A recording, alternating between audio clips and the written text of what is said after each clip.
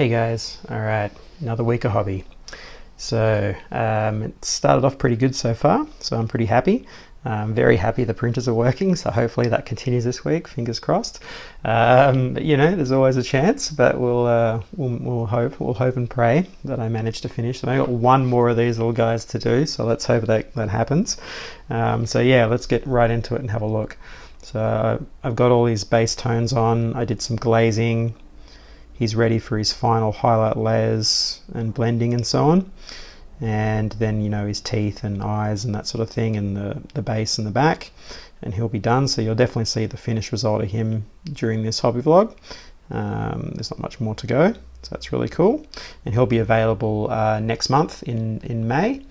He'll be free for a month. That's at blightofgods.net/store, which is the link in the down there. You can go check it out. There's a couple of free ones right now that are free. In fact, I've got him over here. I can show you. This one here is free right now. So you can go and pick him up and download him, print him out. These are all done at 50 microns on resin printers, but it will work on pretty much any printer. So yeah, that's been pretty good. I'm happy with that. I've still got the Flesh Eater Quartz character there underway. He'll get his base done maybe this week or next week, but I've kept him out just because it reminds me to be, as this week's in the hobby talk is about motivation and consistency, keep him out to keep me honest and keep me moving forward. But anyway, and then be working on this. So I've tinted the armor now in those blue greens with some contrast and just working on finishing him off. So that's been fun. And not quite up to the Lord of Contagion yet. He might get some armor on him this week, I don't know, but I want to finish this and this first, so we'll see what happens. And then we finally started on this one. So I've had a lot of fun today just mucking around with the glazes and getting some nice color changes on that. So that's in a good place. Next week we'll be working on, so as of this video you would have seen the first part of the painting tutorial for him, but the main focus of this tutorial is going to be looking at the armor and painting it in a pale armor that's treating it like flesh, so putting a lot of colors in there, a lot of pale tones. So that'll be fun. That'll be next week's adventure. So hopefully it all works. And yes, that's where I'm at. So hopefully, in addition to these, hopefully I should be able to print the last Denizen for the Blight of Gods range. And yeah, it's all looking pretty positive. I'm pretty happy with what's going on. So I guess I'll see you soon. All right, I'm back. So yeah, as you can see, I managed to get the last Denizen of Kuthan printed. Hurrah! So that's really good.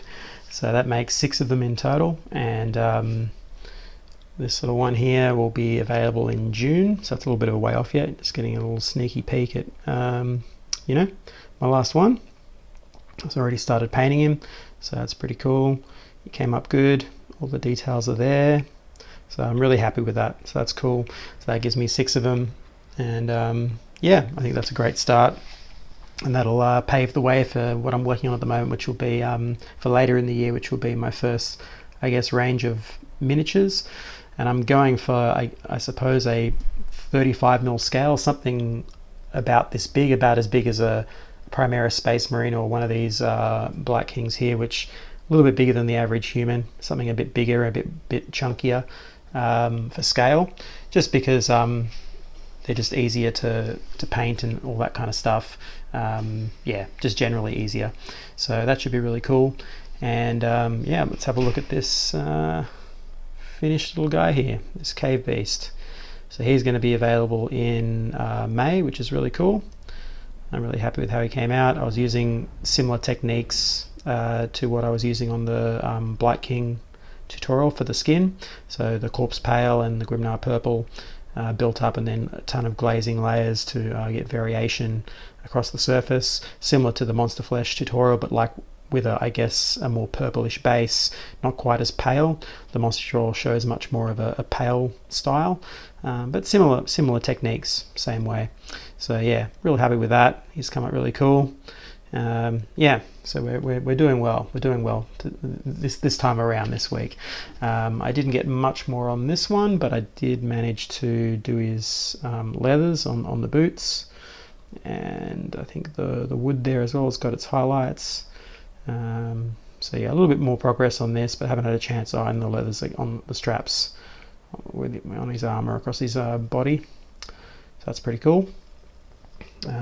Yeah, pretty happy with that. And then today I thought, well, since I've gotten as far as this with this stuff, I thought, well, why not just treat yourself, you know what I mean, and get a few extra things. So I bought a couple of paints to test some color schemes. So I've sprayed up this just so I can muck around on it in preparation for the pale armor on that for next week. So if you're following along, by the time this video comes out, I should have started my first video for that.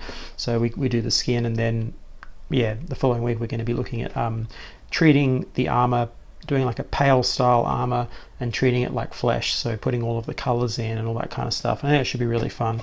So yeah, I'm just doing some tests, but I also bought some extra little cool things. So I got this, it's on a bit of a discount there, so that's cool. And yeah, so these little ghouls, since I'm doing flesh eater quartz anyway, I figured I may as well pick these up and muck around with them.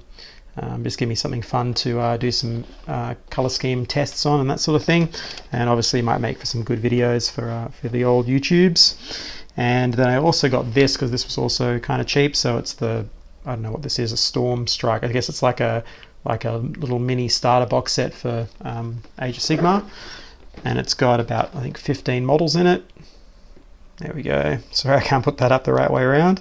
But anyway, so yeah, it's got like, there we go. It's got 3, 6, 7 plus 8. So yeah, 15 models.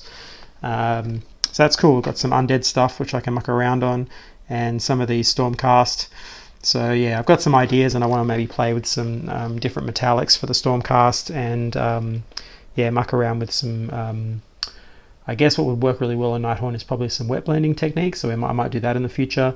But just to play around with some of those, I think will be cool. Since I'm sculpting a wraith currently, that'll be good to just have a look at the models and see some of the scales that GW is using for that size.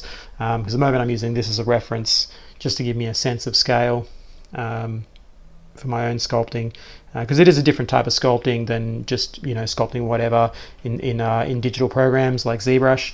You have to sort of rethink the way you sculpt, and you're looking for big forms, whereas with this there's a ton of detail and texture, but you're not really going to be doing that for a model that's on that scale. You're looking more just for like solid forms. If you look at the flesh on this, the anatomy on him, it's very smooth and flat. You're just looking at large forms, the way they intersect, and clean separations from everything, and that's usually what happens with these type of scale models. So yeah, it's an interesting process, but that's where I'm at, and yeah, so we'll see what happens. Hopefully I get a little bit more done for the next part. Alright, so back at it. So now it's, I guess, close to the weekend, and it's that time of the hobby vlog where I finish up and wrap up my week, and lick my wounds and do all that stuff. So yeah, I got a little bit more done, but not much. So just I'll show you this one. So just started on the leg there, and some of the rest of the body on building up the tones. Very similar to Typhus. So just building up all those highlights, and then I'll go back in and use the contrast paint that I've been using on these. It's sort of that turquoise greeny kind of one. That just helps bring a bit more life and vibrance to that.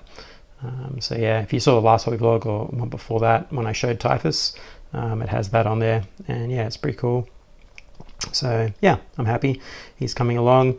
So incidentally, if you're wondering why the base is done, so the process of doing this, when you're doing a figure that's all together like that, you're not painting them separately or whatever.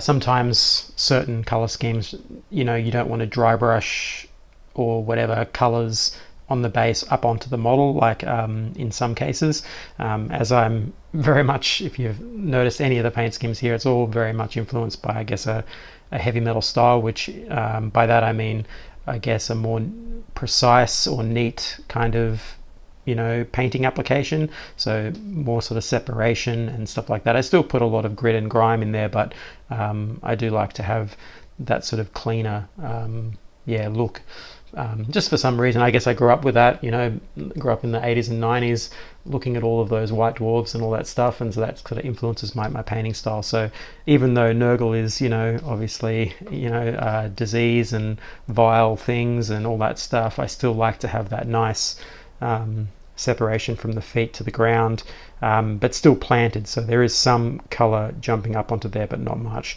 So I'll do that before the paint layers go down for the highlights and so on. So if I do mess it up or get those colors up onto the model, I can fix that at the base layer level and then continue painting without worrying about messing it up or mucking up the colors or whatever. It doesn't matter so much so I've left the Nurglings under there off till after, so then I can bring the colors of the Nurglings down into the browns, so it kind of melds together, and because they're sort of being squashed and squished under there into the mud, so that should look really cool.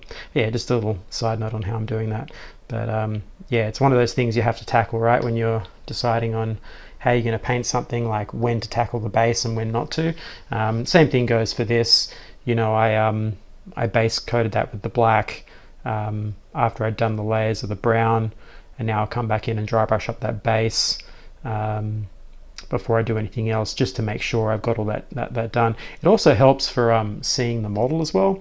I've noticed that over the years, like painting a model with with nothing there, like a white or black, like just something that's not a color, is often it can deceive you with your color scheme. And I find getting at least the base colors down, if not finished, on the base as you're painting it, your eyes really pick up on what your colors are really going to look like, and I think that's really cool. That's like a nice way to paint if you can handle the OCD of obviously not getting your brush touching the base and like messing it all up. But if you can handle all that, then it's actually quite a nice way to paint, because you instantly see what this guy's looking like. And when you go to play with him, if you have games, he already looks kind of finished. He's already got his base, and it kind of looks more like it's a finished model, and that also helps, right? So I don't know, it's an interesting way to do it, but it seems to be working for me, so I'm going to continue. And then this one here, he'll get his final layers of paint work and stuff next week, so you'll see that. For the moment, he's just going to stay like this. And the poor Flesh Eater Quartz vamp here, he's going to get his finishing work done soon, but I'm still deciding on the skin colors for that one. So that's where I'm going to leave it this week. Next week, we'll see how we go. I'll finalize these Denizens of Kuthan, and hopefully more of the Lord of Contagion, and who knows what else I'll throw in the mix. I've got plenty more things that I wanna start looking at, so we'll see what happens. But it should be a pretty good week.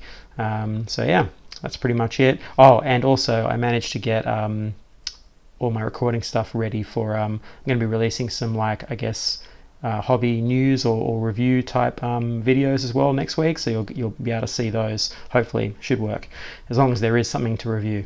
But otherwise, everything's all good. So I hope you guys are having a good week. Please subscribe, hit the notify button, all that stuff if you liked what you're seeing here, and I guess I'll catch you on the next one.